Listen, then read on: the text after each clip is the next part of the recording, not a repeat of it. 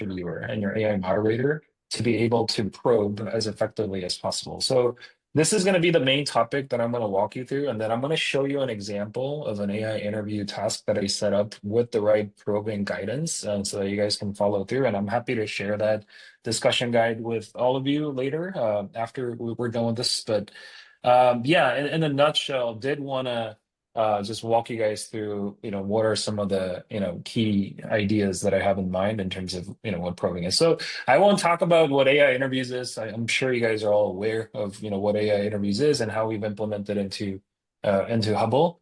And this series, basically every week, I'm going to bring a topic. There's many different layers to AI interviews, both in terms of creating the study, recruiting the participants, and analyzing the data. And I'm going to focus, doing these webinars to talk about how you can optimize the AI interviews. This is a fairly new technology. I think the voice agent technology that we are leveraging to build this is only, a couple of months old, basically, and it's been really exciting to see what this has been opening up in terms of possibilities and allowing for new types of research. Did want to kind of, make sure you guys are aware of like what topic we're going to cover, ongoing on a weekly basis. So why does probing matter? We all know that the beauty of running moderated interviews is that you're able to get into, true insights and dive a little bit deeper into the participants' responses as opposed to just getting surface answers. We all know that surveys have been really helpful for you to be able to get answers at scale and be able to target your users and get, a good proxy of what your audience or what your participants are thinking. But it's a little bit deep, it's a little bit difficult for you to get into deeper insights, especially if you want to understand the why behind some of the answers that they provide. So surface answers are not really, equal to true insights. I think that's the key, bullet point here. And then what's also really challenging is that sometimes participants stop. Like when they provide the top of mind response, or they try to, you know, so in the case of paid participants, they try to play cute and they don't want to provide, any additional elaboration to make sure that you're getting the full context. And some what you want as a researcher is to be able to get the depth and the context and the emotion around like what the participant is actually thinking as they're going through the research session. And probing is the best tool that allows for you to achieve that. So I think, in a nutshell, if for your interviews, both moderated and for AI, moderated, if you can do probing the right way, it's going to encourage participants to give the best answer, and it is going to be the most critical tool for getting the why behind the what. So, yeah, those are some of the reasons why probing matters. I'm curious, like for folks that have joined today, is this something that you guys have thought about a lot as you guys run user interviews with your with your participants and with your users? Oh yeah, absolutely. I mean, sometimes our moderator Mm, guides might just be a few questions with the intention of yeah, a lot of probing. Yeah. yeah, for sure. And I'm going to get into how to achieve that in different ways. There are two schools of thought. There are researchers that want to have full control around the probes and what kinds of questions you want the AI moderator to ask when it's probing. So there's a mode to like very granularly specify that. There's other modes where if you provide something very high level, the AI can become creative and try to basically, fill in all the details as they see fit. So I think both are possible scenarios here, but did want to kind of mention that it's something that should be kept in mind. So what does probing really look like in terms of structure? I think these four categories are the main ones that we've identified. One is clarification. Many times, the participants are humans, right? So a lot of times they would respond, but and sometimes it wouldn't really be coherent, or you would get answers that are not really well thought out. So for you to be able to actually drive the answer to where it needs to be, you need to probe and ask follow-up questions. And probing is a really great way for you to be able to make it a little bit more crystal clear and also help the participant think through stuff if they want to elaborate an answer as they're thinking about it. And then two is detail. Specifically for discovery-based interviews, we realize that people, especially with AI moderators, they're not really used to this setting, so they try to provide, a couple of sentences, and they're trying to also test the waters in terms of how smart the AI is going to be. So at times they provide a single sentence when, really the expectation is that they should be, providing multiple sentences. So if you want to encourage the participants to, elaborate more and provide more details, probing is a great way to achieve that. And then third is emotions. Again, the basis and the gist of AI moderated research is that it's going to be qualitative. And I think because of that, you need to dive into not just the facts or the descriptions that the participants are providing, their emotional reactions to your product, to your design, to your user experience, to your onboarding. All those things matter for you to be able to tell a story and be able to, have multiple different data points. So exploring emotions is really, really well done and through probing. And then fourth is reframing questions from different angles. I think depending on, this is also for human moderated interviews, but depending on how you ask the question, participants could understand it in a particular way or provide an answer thinking that you're asking a question in a certain way. But for you to make sure that you're eliminating bias and also ensure that the participant has understood the question 100%, reframing the questions from, multiple different angles can be helpful through probing. So, why is this important in the case of AI moderators? Like, why is probing such a critical tool and something, to keep in mind for all the researchers and the customers that are using Hubble for this feature? One is avoid repetitive and robotic probing. I think this is what is most important for me. The reason why we believe our AI moderated feature is so exciting is because we believe it really stimulates a human interaction, based on the research and the feedback that are received from participants. But that is very much distilled and eroded when you start having, multiple different probe questions, over a particular period of time, or if the AI moderator is just constantly asking, repeated questions so that it feels very unnatural. So avoiding that unnaturalness, I think, is one of the key things to keep in mind. And if you design the probes to be the right way, you can avoid these sorts of circumstances. And then second is knowing when to stop versus when to push deeper. This is something that is also important because if you continue to ask the same question over and over again, the participant can get frustrated, and I think the overall experience of the interview can be bad. So making sure the AI knows when to stop and having the right guardrails to be able to provide a good interview experience for the participant is going to be key. And then third is neutrality. Just, obviously you want the AI moderator to be curious and ask questions and use probing to the right extent to be able to drive the maximum amount of insights, but you also need to be balanced and not ask leading questions. So that's something that, needs to be kept in mind for the AI moderator to perform well. And also, depending on the industry and depending on what type of research you're trying to run, the probes can be customized so that you're actually achieving your goals based on the insights that you're collecting. So, for instance, if you're trying to do branding work, right? If you're trying to understand how your company's brand is perceived and what are some of the emotions that are, that can get evoked when people look at your logo or your landing page, that's one type of research, right? And so the probes need to be adapted to match that kind of style.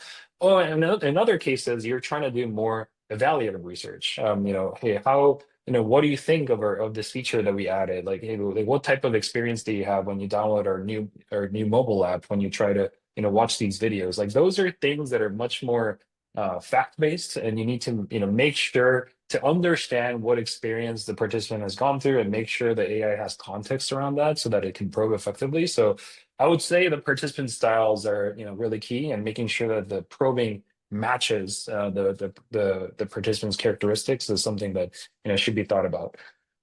So, the first tip that we have is really customizing your discussion guides for probing. So as many of you know, we've added discussion guides in the AI interview feature so that you can be really creative in the ways that the AI moderator asks the questions and structures the interviews.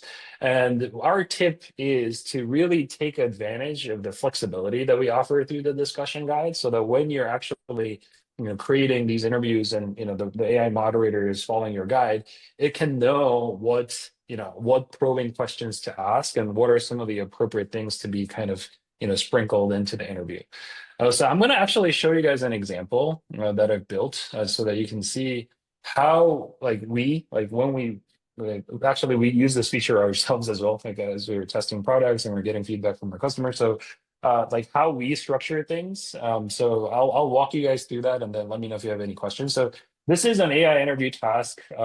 As you guys see here, there's a title, description, and I would actually, if you're trying to get, specific probes into the interview, I would encourage you guys to use open-ended because it's going to try to stick to the discussion guide as much as possible if you use open-ended.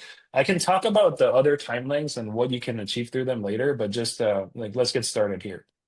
And then when you open the discussion guide, I've created a structure where the interview is split up based on these numberings. So there's an introduction, like the italics are basically the sections for the interview. There's an introduction, there's a warm up and context, right? This is the second section, sign up and first impressions. That's the third section, and then so on and so forth. So I've split up the interview into different sections. And then that way the AI knows, okay, Brian wants me to split up the interview in these, 9 sections, and then these are high level, the rubrics and the templates that I should follow for each section. So that's helpful for the AI to know, just so that it has a general idea of like what flow you want the AI to follow through. And then in terms of what details you can put into each section, I would encourage you to think about a main question in each section. So if there's warm up and context, what's the key question, or like the cream of the crop like topic that you want them to tackle in that section, and then my tip for the probes is to add a probe section and then add some examples in here. So, for instance, can you tell me a little bit about how you first discovered Masterclass? That would be the main question. And then the probes that are associated with that main question would be, hey, where did you hear about it? What motivated you to check it out? If someone told you about us, like who was that person? What were you thinking when you heard about Masterclass? Like those are some interesting probes that you could add into this section so that the AI interviewer knows that the main question that you're trying to get answered is this. But then as the participant elaborates on that, they're able to actually go into these probes and provide addition and try to get additional insights on these. Um, does that make sense? Do you guys have any questions about the separation between the main question and the probes here in the bottom? No questions from my end. Oh, sorry. No questions. Okay. Okay. And then one additional thing that I would recommend is there are times when, and especially if you guys are collaborating, I know for big teams, like even when you run a single interview, there can be multiple people that come on here and like, you make edits as a team. But, so I've seen situations where people put like 20 probes and then there's a main question. So that's a little dangerous because the AI is going to try to, probe a little too much, right? If you add too many probing questions here in the bottom. So in that case, if you want to make sure there's some guardrails around how many probing questions the AI asks, I would recommend using, additional instructions here in the bottom and then say, hey, please don't ask more than 2 probing questions in each section. So you can limit it and then make sure that the AI doesn't go, too overboard and when it's trying to, supplement the main question in each section. So this is something that I would recommend just to make sure that even if someone, on your team, or even if you like, as you're trying to design this, if you put in too many details, if you want to limit the AI from going, a little too crazy. So that's one topic. And then other things that you could add in here in the additional instructions is avoiding, asking the same probing questions, over and over again. So just you can just put in that additional string in here. So yeah, this is typically what we recommend. So if you want to have, main structure and then the additional probes, like this is a pretty, solid structure, like, template that you can put together for the discussion guide because the AI is going to very clearly know, okay, here's how I'm going to divide up the conversation, and then here are the main questions that I should tackle first, and then the additional probes that the researcher wants me to follow through. Let me talk about being a little bit more open-ended. So even if your discussion guide doesn't have those probing parameters, and if you don't, even if you don't specify things a little more clearly, if you set a time, Like let's say you want the interview to run for 30 minutes and then you put in the discussion guide something totally different. Hey, like I want to learn about how this person is thinking about, traveling in Europe and like what their options are and like what their, what processes they're thinking about.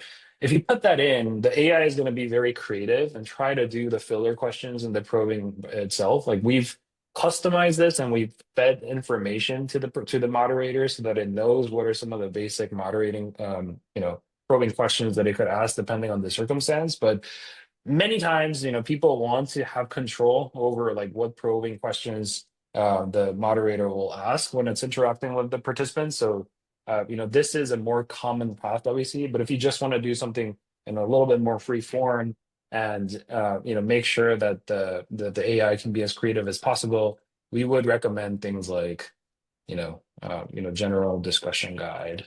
And then you can do things like, please try to understand how this participant has thought about, planning their vacation, etc. And then, make sure to understand to ask what, websites they use to book their travel when they do the plan, things like that. So if there's like key topics that you want to understand in general, and then you let the AI be a little bit more creative.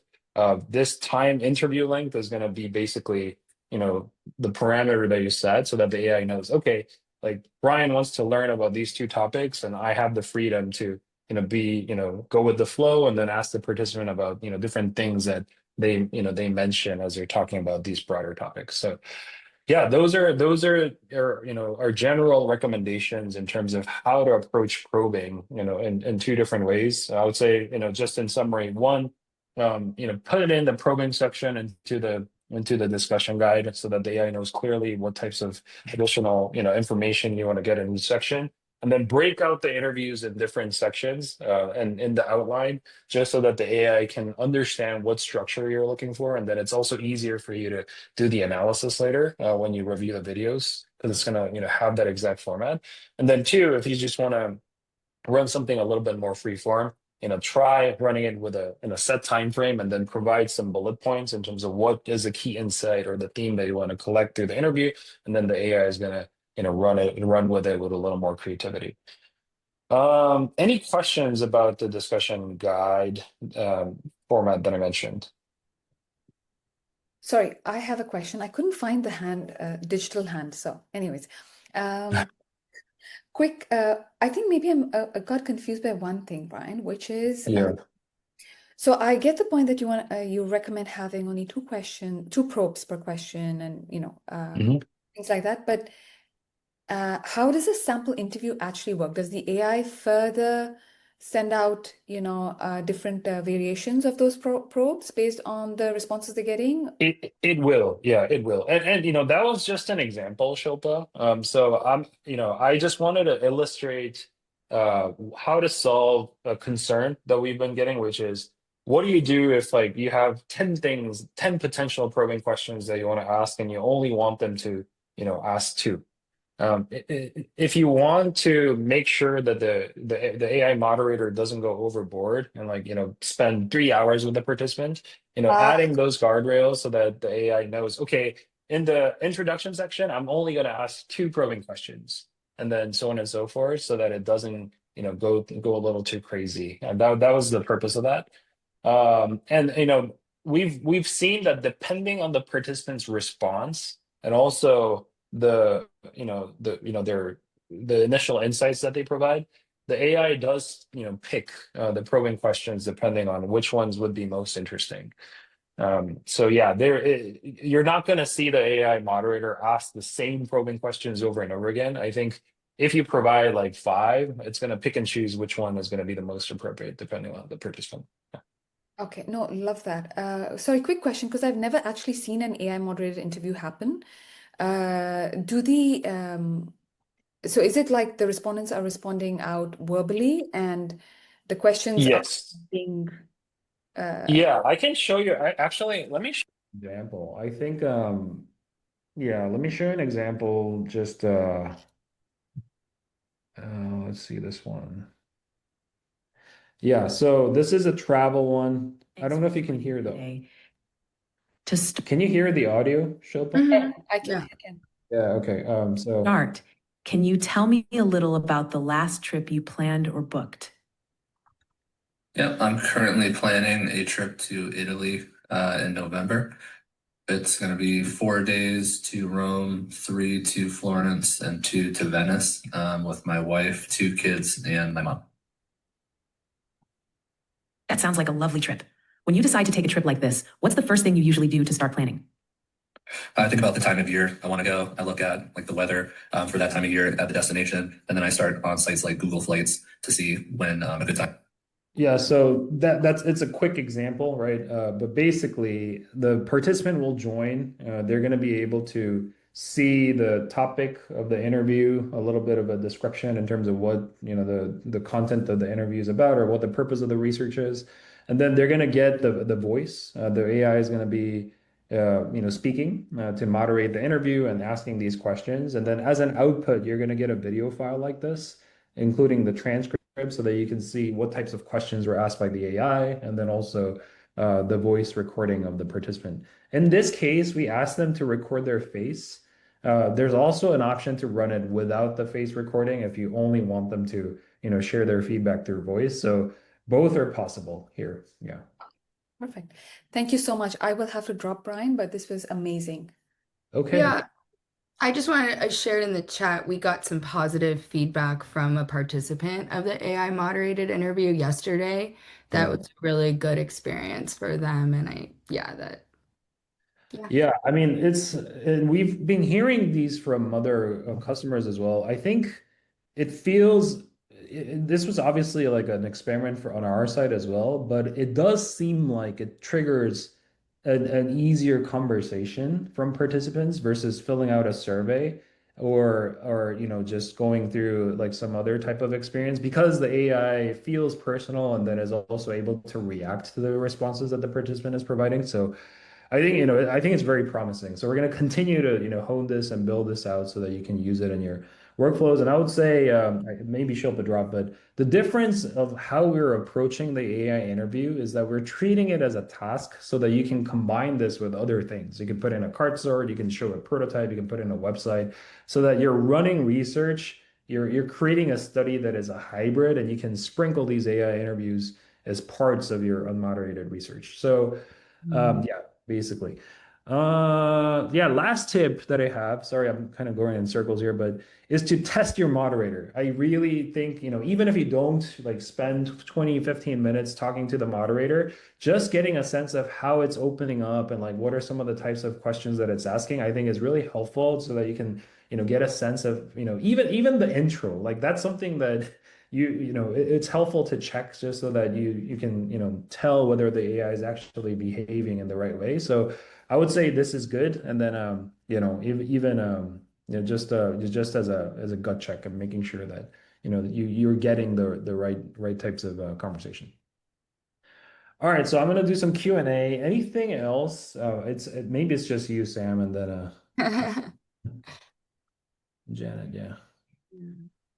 One more thing, actually, since I have you guys, we added push to talk, and this is actually a little bit related to probing as well. I would say if you guys want a little more probing to happen, I would discourage you from using push to talk. Um, because Right. I realize it does tax the participant because they have to click, think, and provide the answer, click, think, provide the answer. So it's a very distinct type of experience. It's not really conversational. But if you want like to basically replace an open text or like, if there's a Mhm. very clear question, hey, like what do you think of our like the PMI webinar that happened, last week? Like, that's a very fact-based question. And maybe you don't want additional probes, you just want a very like elaborate answer on that. In those cases, the push to talk does allow you to, does allow the participant to like think about their answers a little bit deeper. So it's a good option to have depending on what type of verbal feedback you're looking for. Yeah. Yeah, I think when we created this study for the experiment here, didn't really think about combining other task types with this. So, like, for example, in the past, I would do a Yeah. moderated interview, and then at the end, with the participants still on the line, I would drop a survey link and we'd have them complete a survey or task Yeah. or whatever. Like, this is something I didn't realize because, I don't know. It's just it's a learning Yeah. curve, right? Like when I Yeah. started to program this AI moderated interview, I was in such a mental model of how we structured tests previously, where it is like, here's the intro, okay, now here's the Yeah. first section, and then so I got stuck. Jeanette figured it out, like just product feedback. I'm sure you guys are working on it, but like this demo is so helpful. So Yeah. to have like resources like that Yeah. in the tool, Yeah. and I'm sure you're aware of that. But yeah, this was really useful. Um, Definitely got us thinking about other ways. Like I would love to have, like we've been doing our own mini retrospective about this. Like we Yeah. see this great for like maybe a 15-20 minute like tops, Yeah. not for like an hour long with like Yeah. different Yeah. scenarios. Yeah. So the idea of maybe doing like a 10-minute moderated AI, then followed with, or like first they do a card sort, now let's Yep. ask some follow-up questions about that. Like Yep. that's Yep. the real usefulness here. So I think that's because historically researchers like we've never been able to combine methods like that. Yeah. Yeah. This Yeah. is this really cool feature. Yeah, and it was like it kind of came about because we started with prototype testing and like with unmoderated tools, and because we wanted to ourselves, like we wanted to run, scalable research with high speed. But then, we realized, oh my God, it's so hard to like get the why, or like, get a little bit more deep into like what the participant is actually trying to say.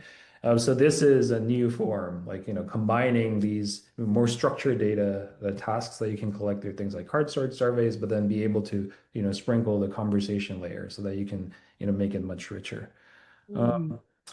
Yeah, so yeah, I think that's it for today. I think yeah, we're gonna continue to do this. I think there's many other parts, and totally get it on the product feedback and that this demo